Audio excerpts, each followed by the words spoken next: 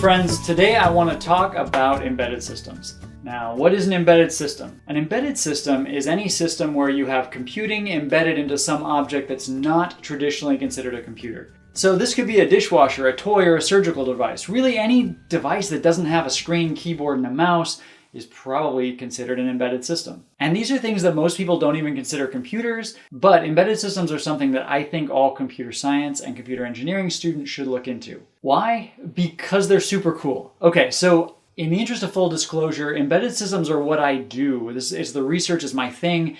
This is what I love to do. It's what I do for a living, so I am totally biased. But I also think it's a part of the computing world that most students don't get to see. And it offers some opportunities that I think you might be missing out on. And even if your aspirations are to go into web development or something that's nothing like embedded systems, I still think there are some advantages.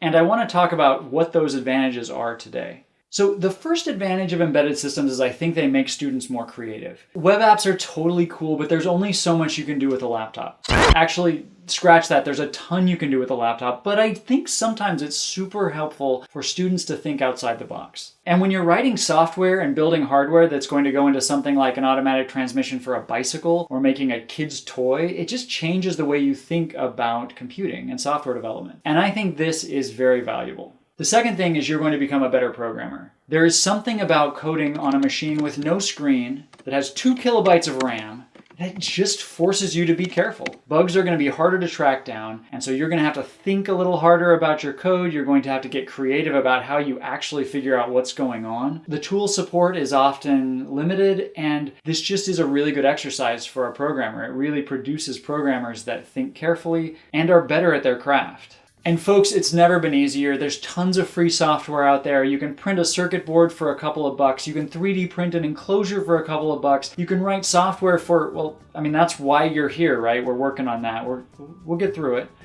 So embedded systems, you should look into it. If your school has an embedded systems class, you should take it. If not, come to Clemson and take mine. Whatever you do, I hope you make something cool, and I'd love to hear about it. So that's my plug for embedded systems. Until my next video, happy coding, happy debugging, and I will see you later.